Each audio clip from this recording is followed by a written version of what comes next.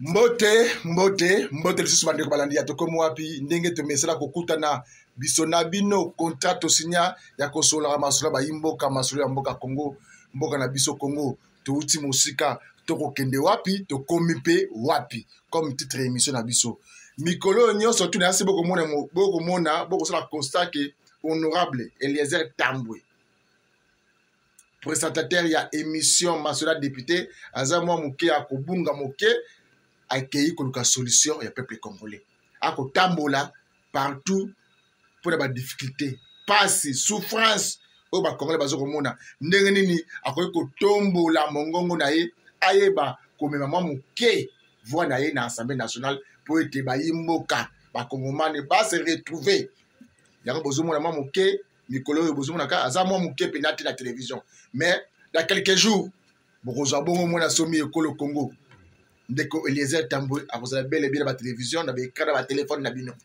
mais yango te ko pekisa biso to continuer ko sala musala ba enquête ya makambo zo ka mboka na biso Congo lelo to yeli nini kokosa un jour 99 jours ezaka moyibi jour moko kaka bakanga moto mokonza mboka saki mokoloto asengaki ba prisonnier ba bima ba prisonnier bazolela na ndolo na prison makala bakolela ndeko na ngai mon frère propre Jacques Ndala asala peuple congolais nini yo asala a mérité miyibi bazo ba liberté provisoire moyibi o ba libike moyibi ayi ba million azo liberté provisoire mais ya Jacques Ndala nini yo asala peuple congolais aboma ayiba Jacques Ndala asala mabeni na sala ba déclaration Ndala sa bien to sala ngwa bo landanga bo sala ba déclaration scandalaire na mboko Congo bakanga yo hein ndeko babenga so gombe na gombe Masaro asala prison makala et fonctionnaire les anime état de droit de la grâce de gâté il faut te tchaka na misala ndeko babenga gombe Masaro et fonctionnaire na prison kuna azo mérité prison pour asala nini ayiba afinga mutu abeta to yebele ko asala ndenge azo mérité boloko to lingate makambo to kritikaki batu mutu uti koleka prison soto na batu musu ba innocent belé prison ya makala ezoto na ba innocent belé mokonza moko asali mokolo to batu babima bino bazo bima te pour nini ezo bloquer ko bima ba Jacques Ndala asa Jacques Ndala ko sa danger na mboka Congo Jacques Ndala akoza danger na mboka Congo Masaro wana akoza danger na mboka Congo bande ko na totika distraction Congo za biso na ba moko neto kene libusu bande ko na ngai mboka na biso Congo l'air est grave ya solo likambo ya mabela mboka Congo oyo toyebi so ke nango wapi tosuka nango pe wapi tozana commune ya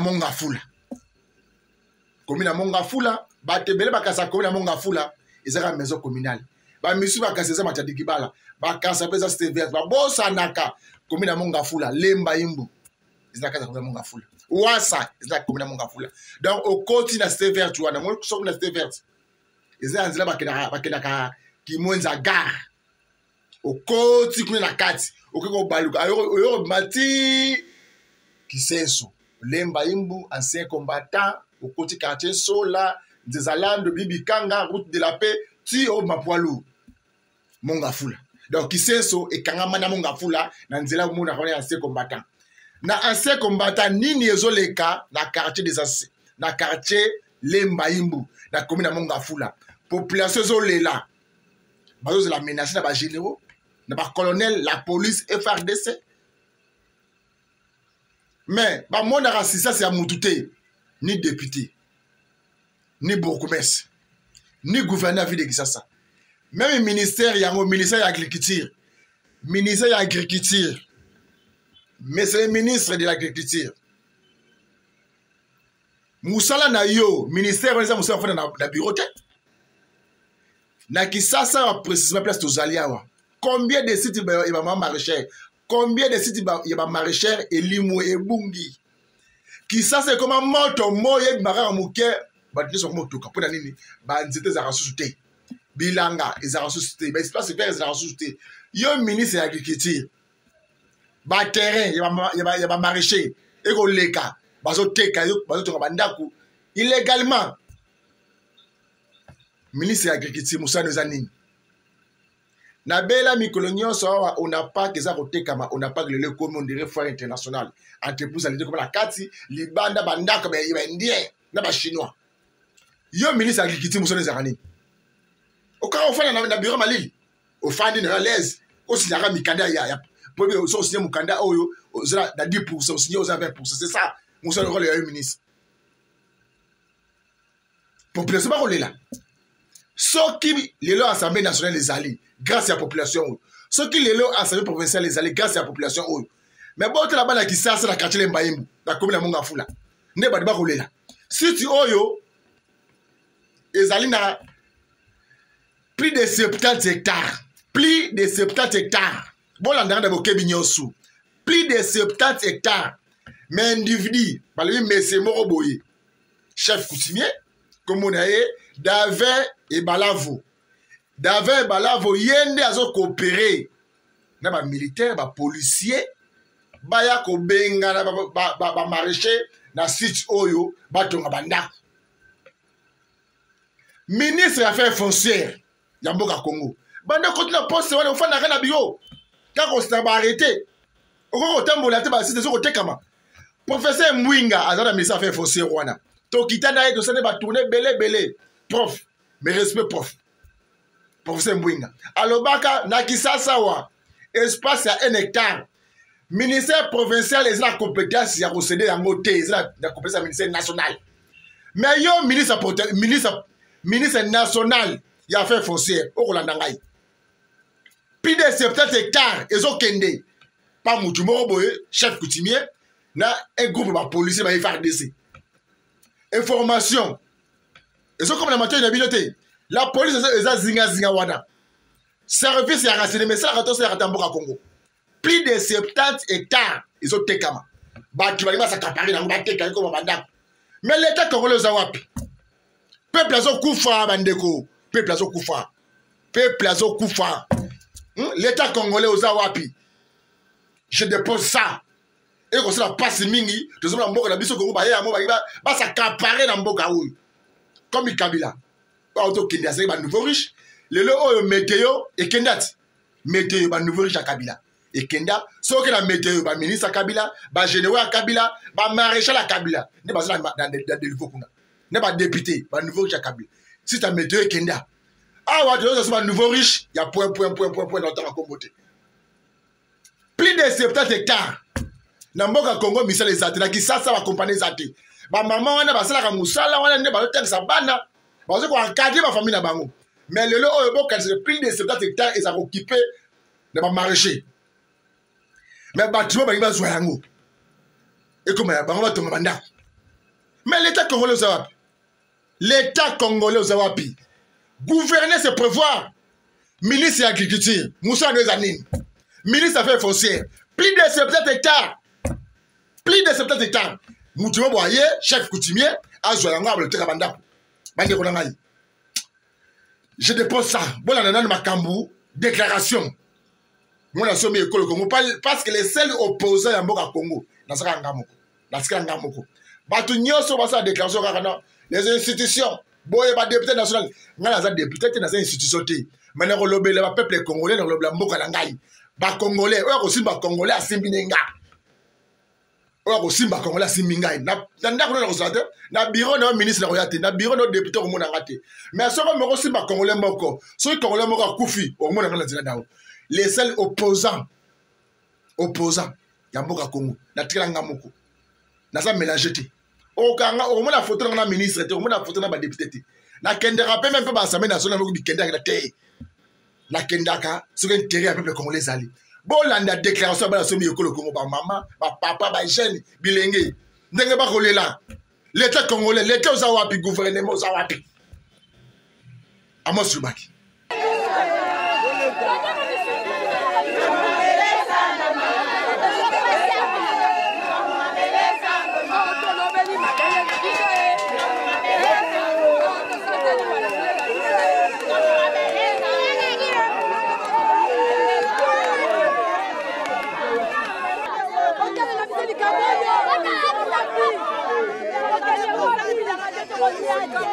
Avanti,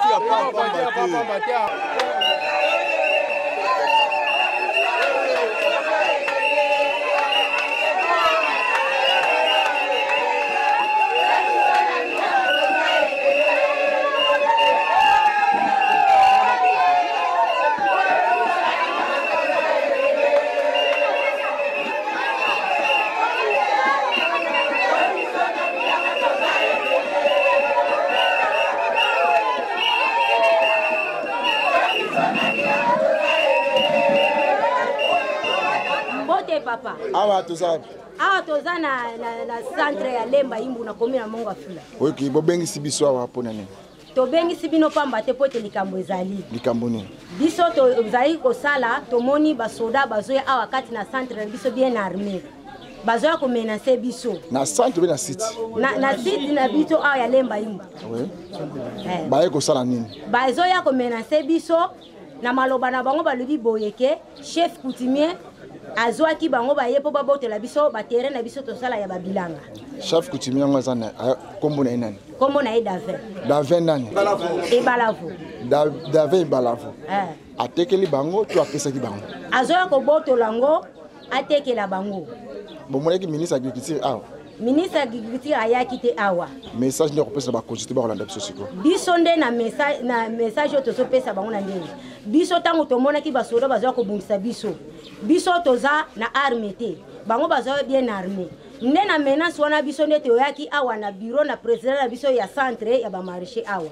Nde biso toyaki ko menacer président na menace wana yepe akomaki lettre ake kotika na bureau ya ministre ya agriculture. OK, message na biso ba konzi ba Rolanda biso siko. Ministre agriculture Rolanda biso. Gouverneur a vie de Kisasa pose na Kisasa Rolanda biso. Message ni bino zanga ko pesa ba konzi ba Rolanda biso siko. Siko na message wana oto so pesa. Koti na bandako na bango siko. To koti na bandako na bango. Biso tango tokangana ki awa na ba marché nyonso tokendaki na 5 camions. Nde tokomi na nzela na centre ville. Nde ba soda ya kalufungula bazwi biso, bavandisi biso kuna, bazongisi biso. Balobi na biso boye, batuni biso mituna. Pona nini bino bozokende na ministre. Biso tolobi tozoke déclarer droit na biso. Ba konzwa na kalufungula balobaki na biso nini. Soki bomoni baye lisusu bobunda. Biso totuni bango toko bunda ndenge nini biso toza na minduki te. Bango baza na minduki. Balobi kaka makamba mboka ezala kaka bongo bobunda. Soki bokangi moko na bango boya awa. Yango to sengi na bakonzi bo. Biso toza na minduki te poto boma bango. Biso toza na posa bino bakonzi. Ministre agriculture papa na biso Félix talela biso likambo oyo bolandela biso likambo oyo po ete pamba te mabele na biso oyo yango biso tobokolela kabana tolesa kabana mibali basala kate makamno tozosala awa dama par na lobi boy soki baye na menace ba ko botola ngai na kokufa pona bilanga na ngai yango to sengi na papa na biso Félix tala batebele bakufi na matadi kibala bolingi biso pe to kufe bele awa lokola bato matadi kibala bakufi 25 personnes mais biso awa to kufa plus de 1000 personnes pona mabele na biso tozana ba compagnie te tozana misala te tozana moyen to koki bokola bana te on to ba tozana tozana centre marché de Lemba Imbu. Centre marché de Lemba Imbu étendue et cause la combien d'hectares? 75 arts. 75 arts. 75 hectares. Oui. OK. Et ça a combien de maraîchers na kata? Il y a plus de 5000 maraîchers au Basala A. OK, biloko na binongo bo fournisseur rango api ba commune. Donc biloko na biso e kota mingi na centre ville na ba grande marché ba supermarché nyonso na centre ville. Bo bergine ba salade ba légumes ba fruits. Donc nyonso to kina kota na centre. Nini komeli bino bo bengsto komo. Donc on a compris on a vu un mouvement ces derniers temps ya ba policiers accompagnés na ba FARDC ba PEM. Comme Kota a na kati ya centre bien armé jusqu'au date, tout comprendre qu'est-ce qui se passe.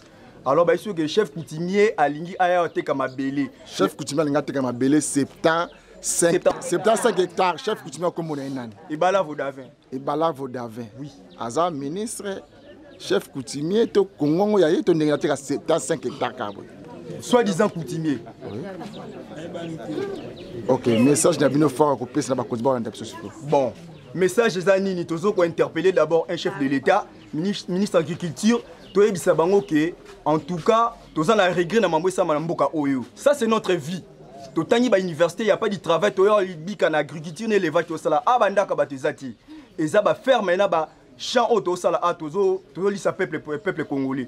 Alors tolingi ba mouvement ya ba militaire ba kotaka chaque fois ba spolier ba site. Dernièrement en face à ces combattants ba militaire ba qui ba boto site. Alors tolingi mouvement de l'état a solution na makambu oyo. Ce qui base solution te biso toko se prendre maintenant en charge. Toko se prendre en charge. Donc base solution ministre agriculture qui mémo to connecte na primature to tira un mémo pas premier ministre. Base solution na makambu oyo parce que trop c'est trop dans ce pays.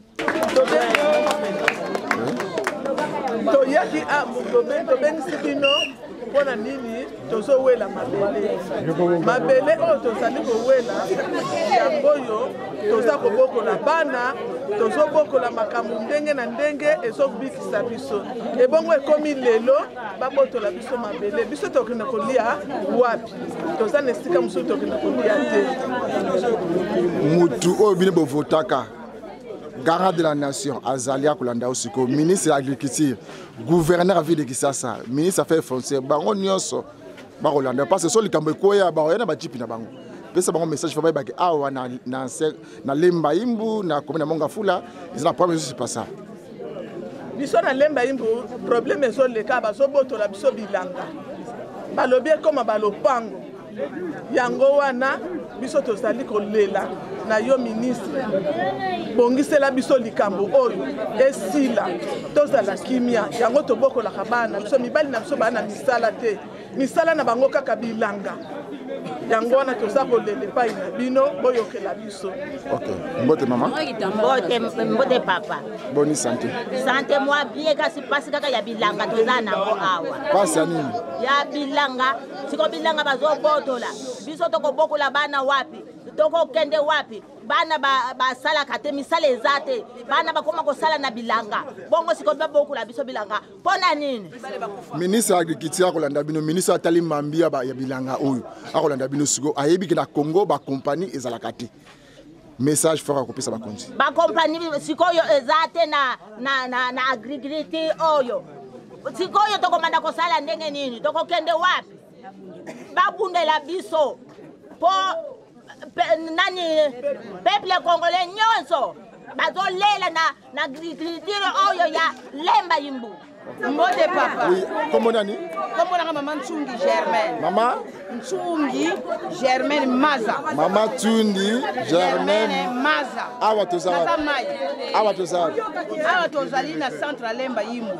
Na centre Lemba Yimbu nini kweli bino? Biso awe kweli biso tozana chef coutumier moko azolinga teka ba jardin oyo ekoma ba topango. Ko chef coutumier kombo na nani? Kombo na ye Davin susu na yebi kombo evala ko Davin. Azo te ateki yango to azo na bato bakomisa bilanga. Azo yana ba soda a pote baba na koteka ba tupango. Baba na ko mesurer. Message na zango kopesa la ministre de l'agriculture. Message na ngeza boy. Ngana zali awa papa na mama veuve. Toza ba mama veuve ebele. Toza na mibali te. Toza na bana basalaka te. Sikoyo musala biso tolelaka na bilanga. Depuis 1987 ngana kotawa. Na komi komona chef de coutumier bandi ko ya sikoyo ateka ba tupango. Biso sikoyo tokende wapi? Na yebite soko tanga muso azana na ba compagnie ko pesa biso to bana kosala. Tolekela biso awa ko banda to bandi mois de décembre tito koma lelo na février oyo donc tokomi mal à l'aise. Mal à l'aise na biso pola nini?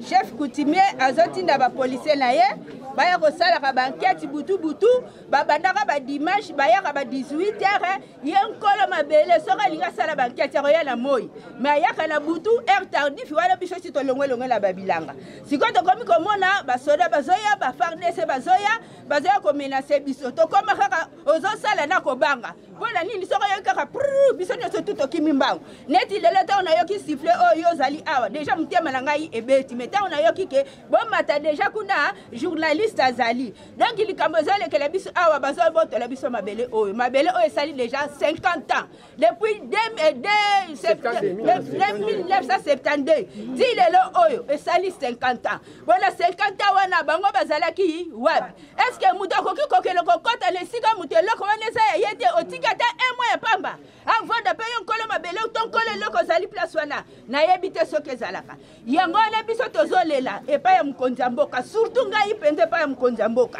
ngai ndenge naza boye naboti bana 10 mibali 7 na mibali 7 wana namona mpasi mpo na otangisa bango na mosala oyo mais sika bakende kosalela eza te ngai na bango tokoma kozwa mwana mosusu azwi mikala mibale mwana mosusu azwi mikala misatu biso nyonso tozopotana kaka wana bongo lelo oyo babotolanga mabele oyo bana wana bakende wapi na age nanga mama oyo nayebi nde basalaki ndumba te namelaka mpe masanga te na age nanga oyo nakende esalaki ndumba mpona mbokola bana oleki bango yango wana chef de l'état atalela biso likambo oyo yalobi peuple d'abord peuple yango banani kasi biso ti peuple yango ezali biso sikoyo banyokola biso tokende wapi yango wana batalela biso likambo oyo mpona bilanga oyo nga bakoki kokundanga na se bana nanga batikala ukosenga kimia ezala bisika nyonso bato bazosala bilanga ça c'est un baoyo nyonso bazoteya na ndako nzambe bazoprepare bomoi ya bato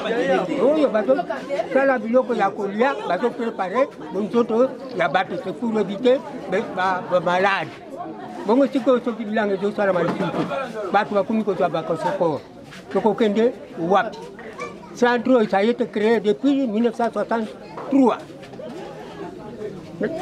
ceinture verte muntu aya kosala enquête baye kokabula bilanga c'était à 72 mais comment c'est possible mutula mususu natuni centre ya quartier neuf muntu akabula kiango c'était gouvernement belge mais jusqu'aujourd'hui ça fonctionne et pourquoi là ça ne bouge pas élections yango tozomona bino bakundi bolandila kimia ya bato bazolona mingi na kati na biso bamosusu ipefere inane alesoso te azolia matembele azolia mpe ngombe te biloko tozovivre yango ndunda bongo siko balingi bafayi bisika nyonso bato bazoproduire biloko oyo opesa centre na bato ça c'est très citoyen.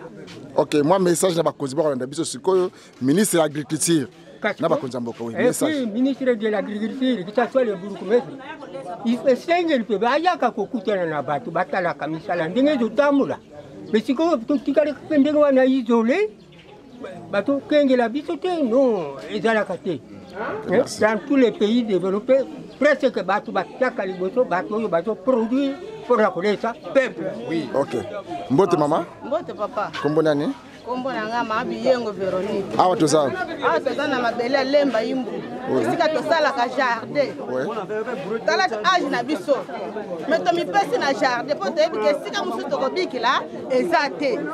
Tozotangisela bana kaka na jardin. Bamibali basalaka te. Sika bazobotola biso mabele oyo tosalaka. Tokokende wapi bana na biso baza bafazer. Biso toboyi bana na biso baza bafazer. Mokonzi ya mboka yo lobi ke peuple d'abord. Peuple yango bango bazonyokola. Est-ce que mutu moko koko nyokola population oyo nyonso na mutu moko po tezo bomengo ye moko ale biso tokufa boya sepela tona posa mokonzi ya mboka atale biso likambo oyo mabele oyo po te mutu nyonso zo vivre na mabele oyo biloko zo kende ville bazoteka bakonzi ezo kende poto bazoteka sikoyo biso tokende wapi akolukila biso place nini soki andimi ke babotula mabele oyo tokende wapi esika nini abongisili biso alakisa biso atala biso likambo oyo komili biso na kati ya lemba yimbu oyo. Merci. Mbote papa? Mbote papa journaliste. Awa toza? Toza na centre marché ya lemba yimbu. Nini komeli bino? Tozali menacé à partir ya chef coutumier. Chef coutumier komuna inani? Balavo Davin. Balavo Davin. Et Balavo Davin. Asali bino nini? Azo kote ba faire descendre ba policier. Voir même à 20h même azo kote ba. Yo zane loko na yo teka muto ko teka muto loko na butu.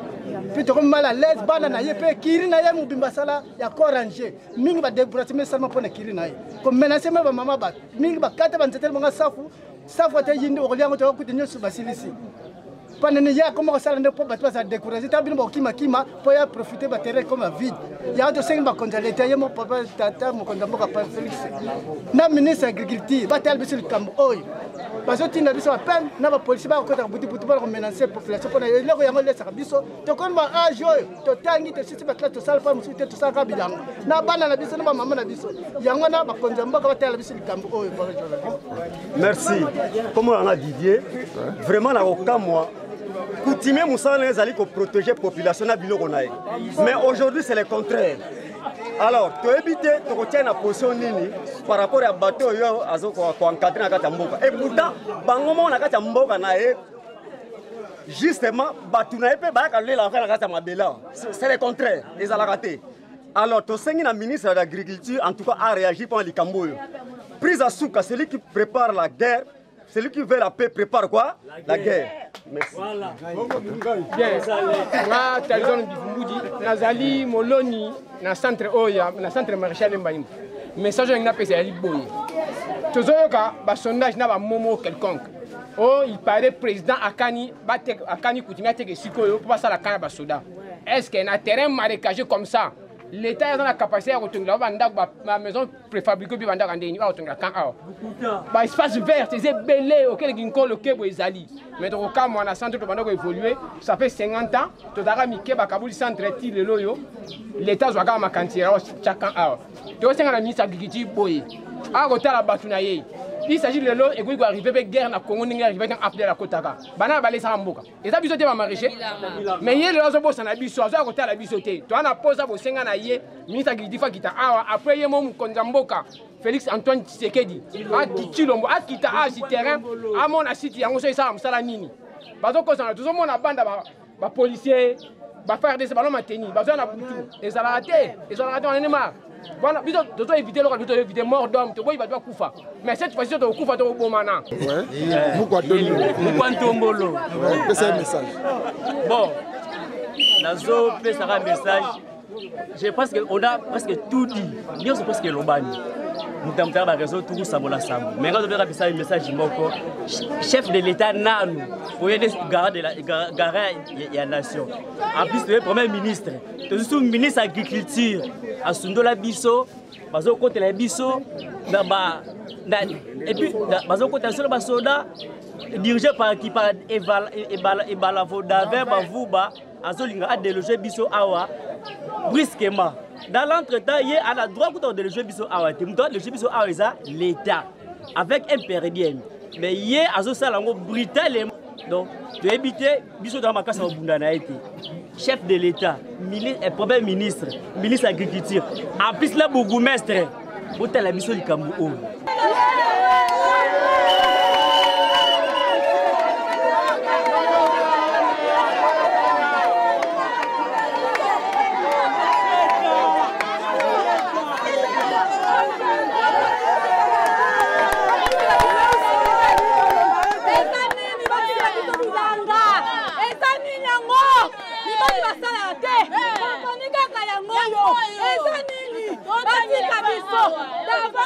biso na bilanga na biso akende alongola babanga na bango tozali kama koloba te davotika so bilanga ngapona ngai bilanga ze ya biso aluka batu na ye akateka bisika mususu awa te biso mbali basalaka te soka leki bambongo batu akende kozongisa papa ngona kangala lobi. OK, merci.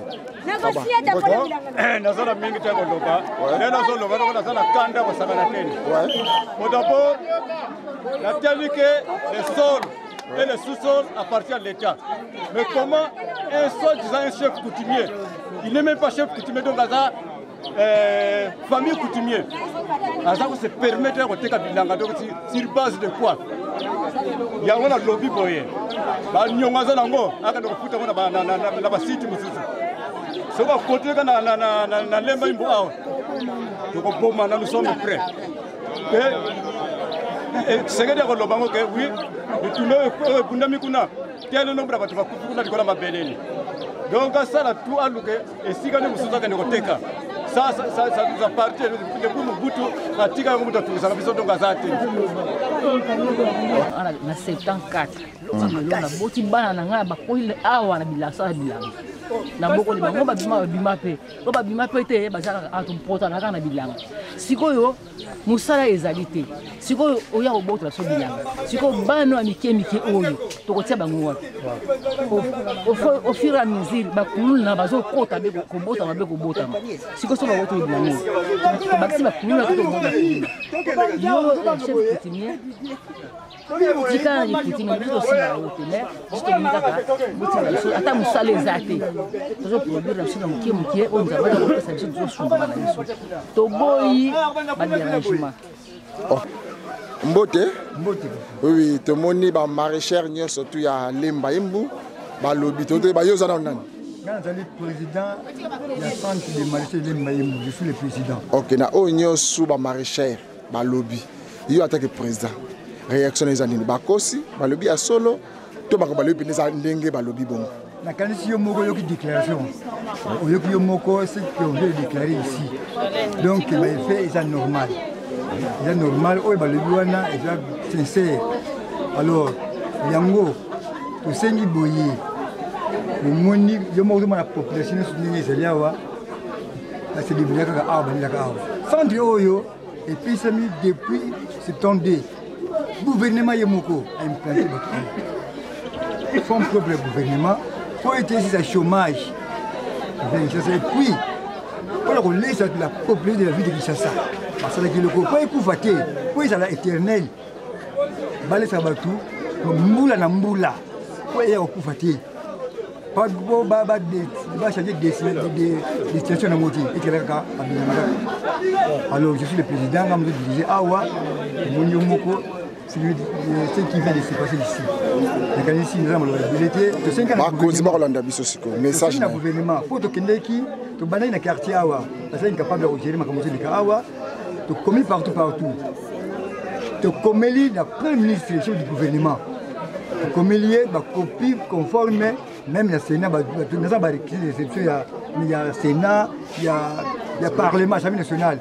Même sur les périodes de la République, son excellence Félix Tshisekedi.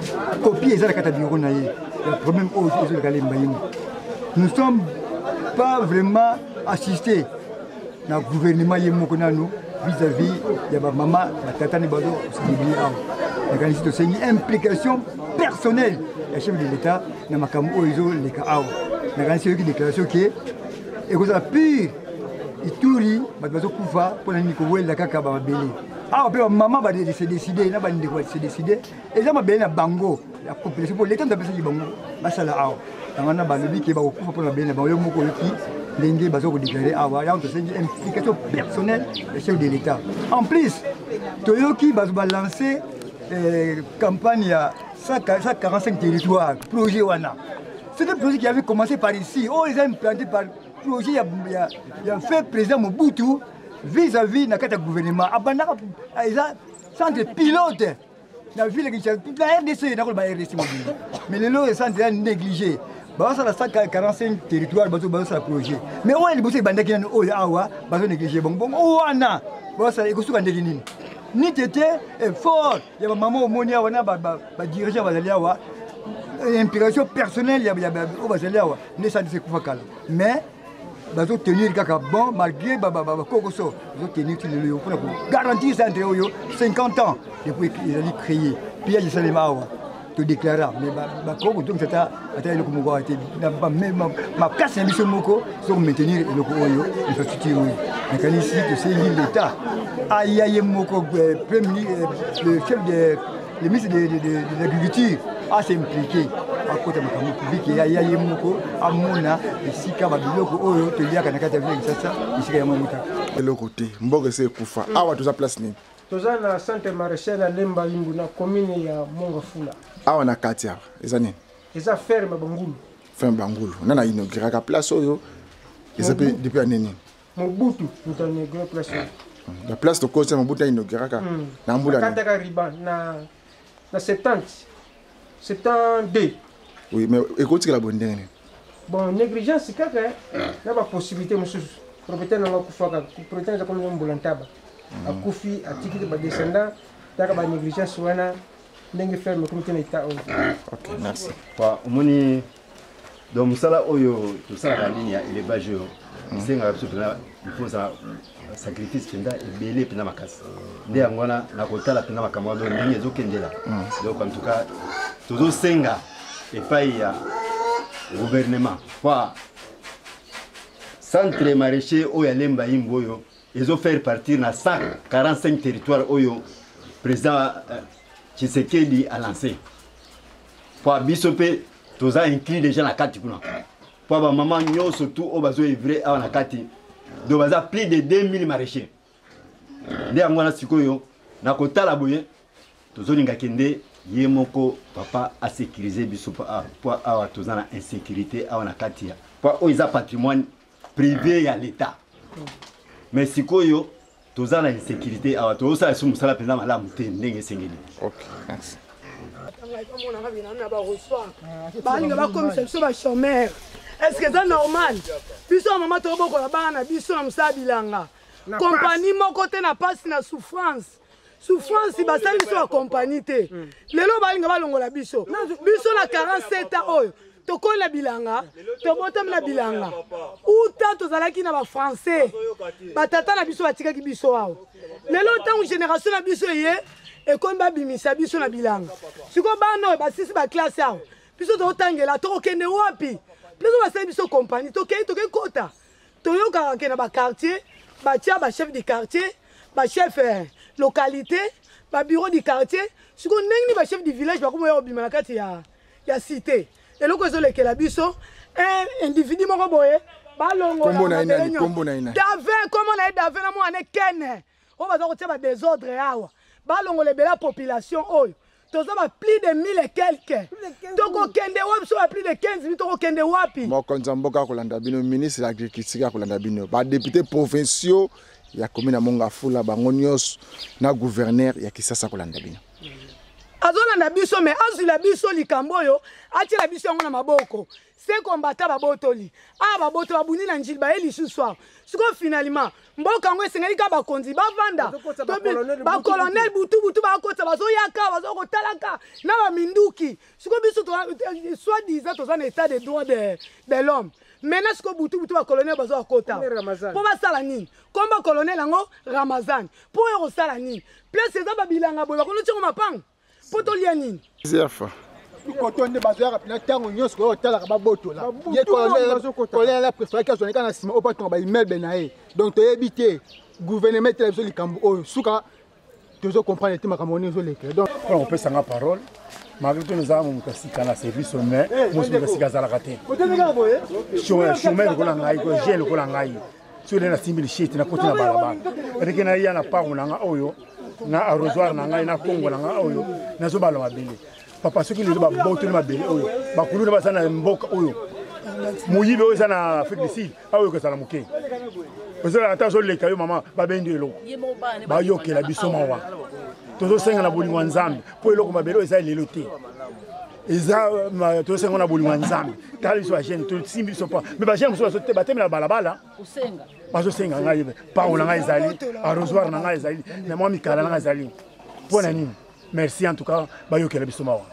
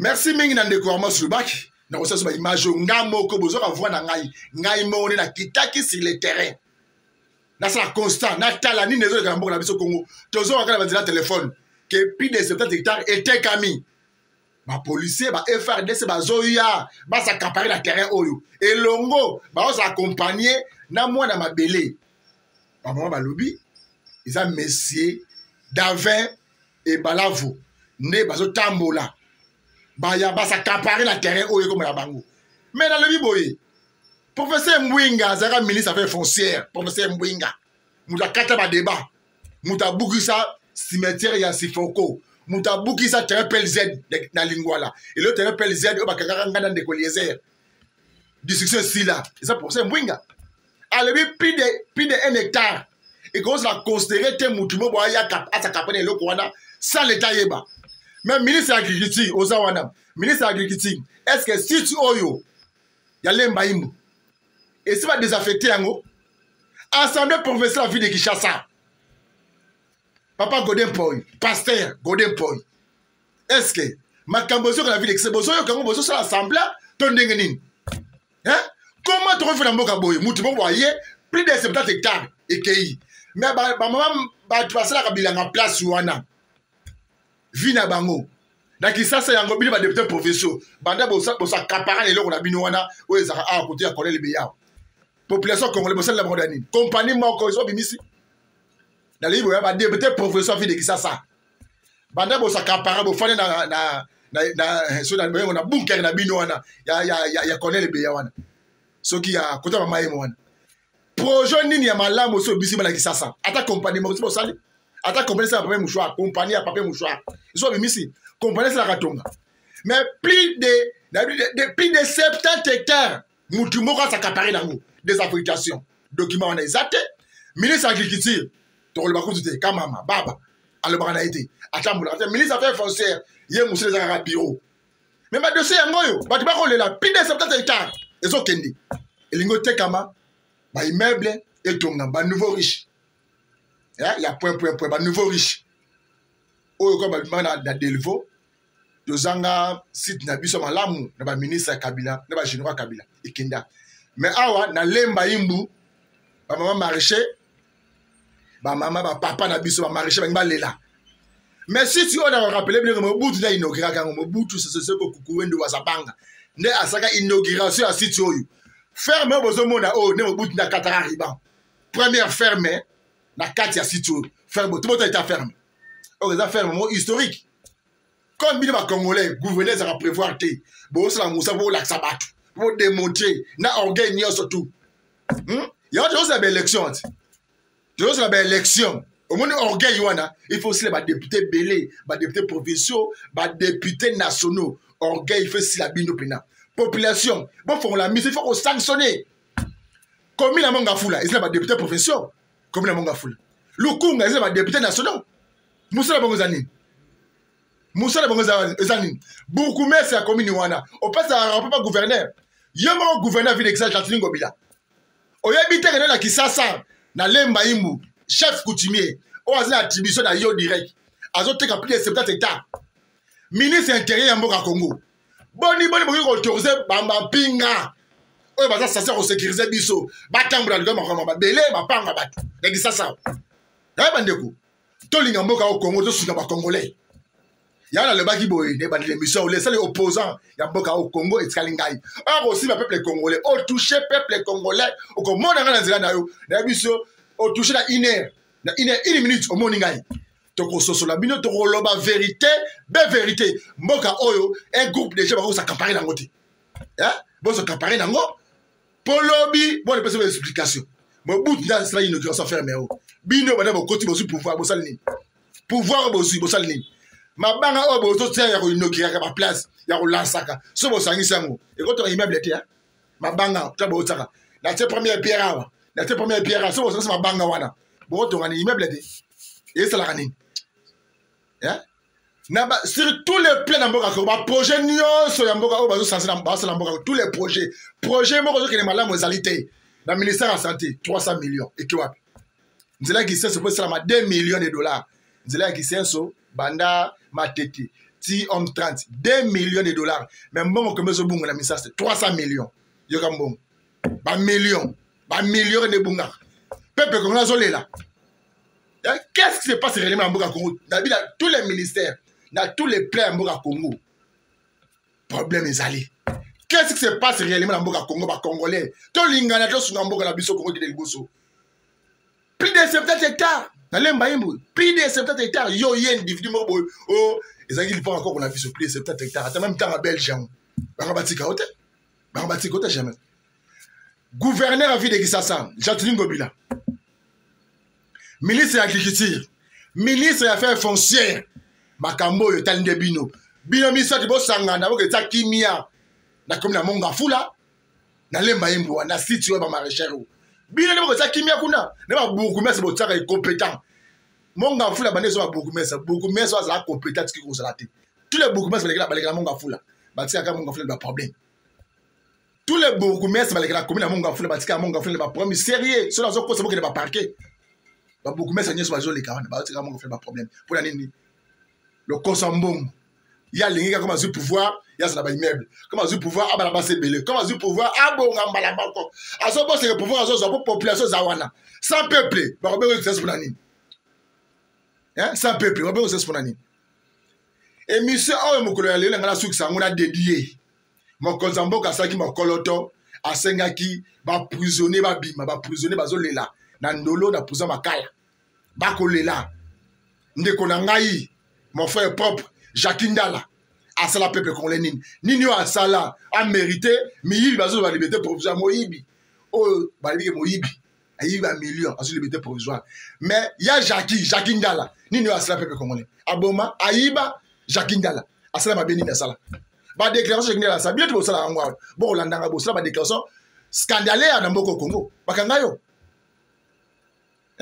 ndeko ba benga so Gombe na Gombe Masaro azala prison makala et fonction les anines état de droit c'est la grâce de gâté il faut tout ça na misala ndeko ba benga Gombe na Gombe Masaro et fonction na ye na prison kuna azo mérité prison pour asala nini ayiba afinga mutu abeta to yebele ko asala ninga azo mérité boloko to lingate makambo to kritika ki bati mutu uti koleka prison zoto na bati musu ba innocent belé prison na makala ezoto na ba innocent belé mo konza mo ka sali mo kolote ba bima bazo bima te pour nini ni ne zo bloquer ko bima ba Jacques Ndala asa Jacques Ndala ko za danger na mboka Congo Jacques Ndala akoza danger na mboka Congo Masaro wana koza danger na mboka Congo bande ko na totika distraction Congo za biso na ba moko neto ko ne liboso tikate kimi akolonzambe ezala mabodi na bino nyosu to kute mo ko malobi